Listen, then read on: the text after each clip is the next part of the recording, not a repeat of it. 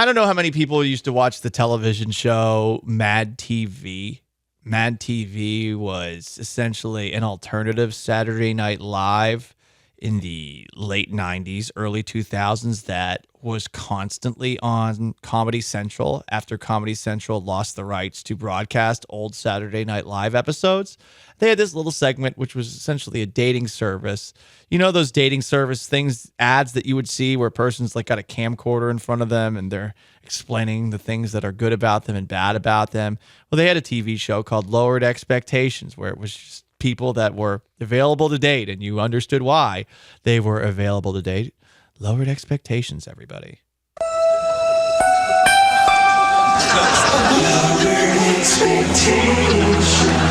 And I don't want to be mean to the Houston Texans here. I don't want to be mean to them. The win on Sunday was great, 39-37. But going on the road against a Bengals team that has Joe Burrow under center, that has won 4 games in a row, you are asking a lot for them to win. So how do you still get something out of Sunday without the Texans actually winning? Because I think that you're in the right frame of mind if you go into the game thinking they're probably going to lose. But I just want a respectable outing. So here are some things that I would like. And you can contribute yourself. 713-780-3776 to call or text twitch.tv/ESPN975 or at Gallant says at Sean A. Mapes. Realistic expectations for the Texans in Cincinnati Sunday. I would like 0 interceptions from CJ Stroud. I would like him to continue this streak. If he throws 0 interceptions, I think there's a very good chance that the Texans are at least hanging around in this game towards the very end. Is that going to be an entire 60-minute thing? I'm skeptical about that. But say they're in it until the last 5-6 minutes or something like that, I'm good with it. I think the way that the Texans find themselves in that spot is if there are 0 interceptions by CJ Stroud. I'd also like to have a completion percentage north of 60%. He's had a couple of games where his completion percentage has stunk, even though we all think he is extremely accurate, and there have been some drops. When you're throwing 50%, sub 50%, I mean, that's just going to make it really difficult on your defense. As far as lowered expectations for the defense, don't allow Joe Burrow to have the best game of his season, which is asking a lot of a team that's allowed Desmond Ridder to do that, that's allowed Bryce Young to do that, and at least there's potential with Bryce Young, but Ridder's been since benched, and on top of that, Baker Mayfield looked pretty good on Sunday. I was going to say, they're 0 for 2 in their last 2 on that criteria. Yeah. They at least didn't let Derek Carr blow up. And for the most part, they kept Kenny Pickett in check. It was tough for Lamar Jackson. Yeah, they made him sweat. It was tough for him. It was also the first game of the season with the new offensive coordinator. It was tough for him. Gardner Minshew looked pretty good against him, though, too. So, yeah, and Anthony Richardson before he got hurt. Yeah. So, look, the defense has not been great this season. I know that there's been some injuries. Derek Stingley might be back on Sunday. They're being very coy about it. That would be a great thing to have back.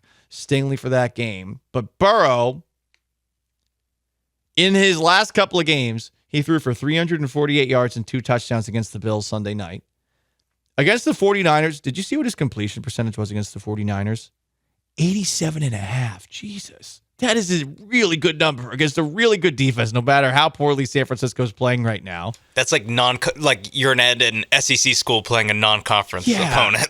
That's insane. You're getting pulled in the second quarter with that. And against the Cardinals, he threw for 317 yards and 3 touchdowns with the 78% completion percentage. He is playing very well right now. He seems to be healthy, and we'll see if Will Anderson's ready to go in that game. He was limping at the end. We know he's got a really good double team rate and pass rush win rate and pressure rate and all that stuff. But I think also you're going to need at least 4 sacks. And look, we've seen Joe Burrow get sacked a couple of times since his entry into the NFL. he will take sacks. He holds onto the ball very long. He's not like CJ Stroud, who's actually pretty good at avoiding those after the first couple of weeks where it was just like, oh my God, he's got nowhere to go. He's gotten better at it as he's gotten more comfortable. But I think you're going to need 4 sacks. And I'm just asking to not make Joe Burrow look incredible. Just make him look good. That's a lowered expectation. Don't get penalized 9 to 10 times for 100+ yards. That's a lowered expectation. Did you know that the Texans are 12th in the NFL when it comes to total times penalized? 55 for 485. They've been flagged 66 times, so 10 were declined and 1 was offsetting. Yikes. Some comments, 713-780-3776 to call in and to text in from the 713. 125+ yard rush. Well, here's an interesting tidbit. Did you see that the Bengals defense actually does allow explosive plays? This was a stat from Patrick Storm. The Bengals have allowed the 3rd most rushing attempts of 10+ yards and the 6th most passing plays of 20+ yards, 26 and 30 respectively. Okay, that's exciting. Maybe it's possible. Explosiveness. Michael Bay explosiveness. Hit me, Sean. Oh, I don't have the actual sound. So pew, pew, pew. Explosive shots. Shots. Would a lowered expectation be over 3 yards per carry? Over 3.2 yards per carry? Can I get a yards per carry that's over 3.5? How about this, Sean? How about over 2? Huh? How about over 2?